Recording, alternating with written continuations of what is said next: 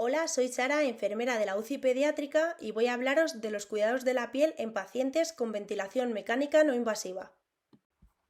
En la práctica clínica habitual, las interfaces utilizadas de ventilación mecánica no invasiva se ajustan vigorosamente a la cara del paciente para lograr un acople hermético capaz de disminuir las fugas y garantizar una ventilación adecuada.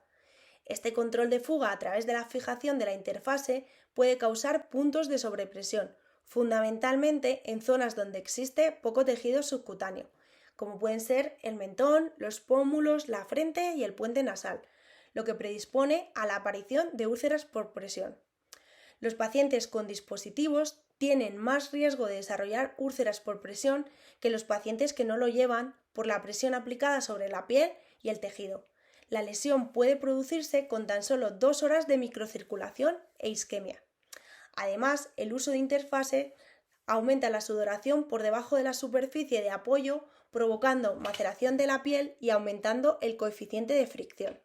La fricción se produce cuando dos superficies en contacto, en este caso las interfases y la piel, se mueven en la misma dirección pero en sentido contrario, oponiéndose una de ellas a la otra. Esto hace que las capas epidérmicas sean más susceptibles a los efectos de la presión. La fricción puede ser de dos tipos, estática o dinámica.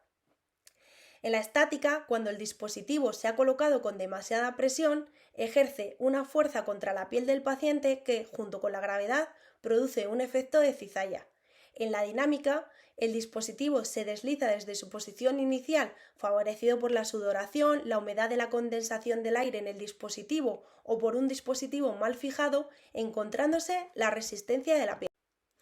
En esta diapositiva podemos ver la definición de úlcera por presión que realiza el Grupo Nacional para el Estudio y Asesoramiento en Úlceras por Presión y Heridas Crónicas.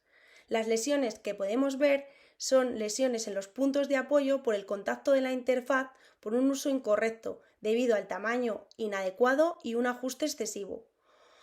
Los síntomas se asocian a deterioro de la integridad cutánea, produciendo molestias, dolor e intolerancia a la ventilación mecánica no invasiva. La piel tarda entre 2 y 6 horas en verse afectada por las lesiones debidas a la presión, fricción, cizalla y a la humedad. Otra de las lesiones que podemos ver serán las conjuntivitis irritativas por la acción de la fuga del aire o por la presión que se genera debajo de la interfaz contra el tejido conectivo. Estas son las localizaciones más frecuentes de las lesiones que pueden producir las interfaces de nuestra ventilación mecánica no invasiva. Los factores de riesgo de estas lesiones pueden ser intrínsecos a la ventilación mecánica no invasiva, como el exceso de presión en puntos de apoyo para conseguir controlar la fuga, la humedad que produce una fragilidad de la piel, el tipo de interfaz, ya que en el paciente pediátrico existe menor variedad de mascarillas y esto conlleva una difícil adaptación a la anatomía facial de cada niño, lo que requiere un ajuste excesivo a la cara para lograr un buen sellado. El tiempo elevado de exposición a la propia interfase o el miedo del profesional al empeoramiento del niño que provoca que no se alivie la presión. Y extrínsecos a la ventilación mecánica, como pueden ser el estado nutricional deficiente, el mal estado de la piel, la humedad por la propia sudoración del niño, la inestabilidad hemodinámica que conduce a una mala perfusión, los fármacos vasoactivos que producen una vasoconstricción que disminuye la perfusión a los tejidos distales, como puede ser la piel, o el tener menos de 2 años ya conlleva un riesgo de sufrir lesiones por presión por una piel más inmadura. Como hemos visto hasta ahora, cualquier persona que lleve un dispositivo clínico tiene un riesgo potencial de desarrollar una úlcera por presión. Por lo tanto, es fundamental inspeccionar la piel por debajo de los dispositivos clínicos para visualizar posibles lesiones, como mínimo 2 veces al día y más frecuentemente en condiciones de humedad o con presencia de edema. En el paciente crítico pediátrico es importante elegir un tamaño adecuado según la cara del paciente y una correcta colocación de la interfase. Una mala sujeción aumenta la fuga no intencionada y la sincronía del paciente con el ventilador, y una sujeción excesiva para lograr un acople hermético y disminuir la fuga aumenta el riesgo de lesiones en la piel, provocando molestias e intolerancia a la ventilación no invasiva.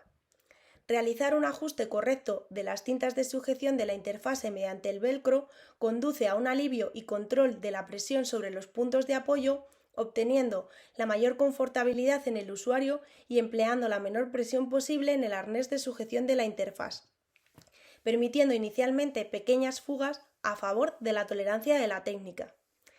Para disminuir la presión de la interfaz sobre la piel, debemos dejar pasar 2 dedos entre el arnés y la piel de la cara y sujetar bien el circuito del ventilador para evitar el desplazamiento de la máscara. Se debe realizar una valoración de la piel y mucosas en las zonas de contacto de la interfaz y el arnés aproximadamente cada 4 horas si el estado del paciente nos lo permite. Es recomendable además identificar el riesgo de úlcera por presión mediante una escala validada en pacientes críticos. Nosotros, por ejemplo, utilizamos la escala Braden-Q, al menos una vez al día o ante la presencia de algún cambio en el estado general del individuo. En caso de presentar lesión, se tratará según el protocolo establecido en el hospital y se valorará si es posible dejar en reposo la interfaz durante 10-30 minutos para garantizar la oxigenación y comprobar si el enrojecimiento desaparece. Normalmente, la máscara facial se asocia con menos lesiones, menos dolor en el puente nasal y es mejor tolerada comparada con la nasobucal y la nasal, aunque en algunos pacientes puede producir claustrofobia. Debemos mantener la piel limpia y seca, ya que la humedad la macera y la hace mucho más frágil. Por último, debemos aplicar protección facial o ácidos grasos hiperoxigenados en las zonas de contacto de la piel con la interfase con el dosificador del envase y un breve masaje en las zonas de apoyo.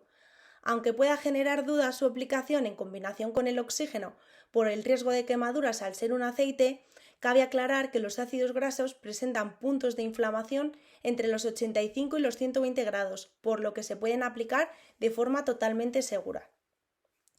En caso de utilizar apósitos de protección que disminuyen la presión y la fricción, realizando como un efecto menisco, ya que evitan el desplazamiento de la máscara por la humedad, a veces se asocian con una mayor fuga si presentan alguna arruga o doblez. Si optamos por los apósitos, se debe proteger la piel del puente nasal con apósitos de espuma de poliuretano y adhesivos de silicona para disminuir la presión y la fricción, o apósitos hidrocoloides cuando solo hay riesgo de fricción, como es el caso de la máscara facial y las zonas de roce con el arnés. En caso de utilizar estos parches, debemos vigilar constantemente su correcta adherencia, evitando dobleces o arrugas que generen aumento de presión en los puntos de apoyo. Los apósitos no evitan las lesiones en pacientes con un tiempo prolongado de uso de la interfaz. Lo ideal sería alternar distintas interfaces, si el estado del paciente lo permite, para rotar los puntos de presión. Intercalar periodos de descanso de 15 a 30 minutos cada 4 o 6 horas, cambiando de interfaz si es posible. No obstante, varios estudios además demuestran que el uso de ácidos grasos hiperoxigenados, cuya composición principal es ácido linoleico, es más eficaz y se asocia a un menor deterioro de la integridad cutánea que el uso continuado de apósitos, ya sean espumas, poliuretanos o hidrocoloides. Os dejo un vídeo sobre los cuidados de la piel en nuestros pacientes. Debemos elegir el tamaño adecuado y asegurarnos una correcta colocación de la interfase y de las cintas de sujeción empleando la menor presión posible en el arnés. Para disminuir la presión de la interfaz sobre la piel, debemos dejar pasar 2 dedos entre el arnés y la piel de la cara, sujetando bien el circuito del ventilador para evitar el desplazamiento de la máscara. Se debe realizar una valoración de la piel y mucosas aproximadamente cada 4 horas, manteniendo la piel limpia y seca ya que la humedad macera y la hace frágil. Procederemos a instilar en los ojos suero fisiológico con gasas estériles, vigilando la posible aparición de conjuntivitis irritativa, y a limpiar la boca con agua o con colutorio de clorhexidina para evitar la neumonía asociada a ventilación mecánica. Para finalizar, aplicamos ácidos grasos hiperoxigenados con el dosificador en las zonas de contacto de la piel con la interfase y realizamos un breve masaje con el aceite en zonas de apoyo. Aquí les dejo la siguiente bibliografía utilizada para la presentación. Muchas gracias.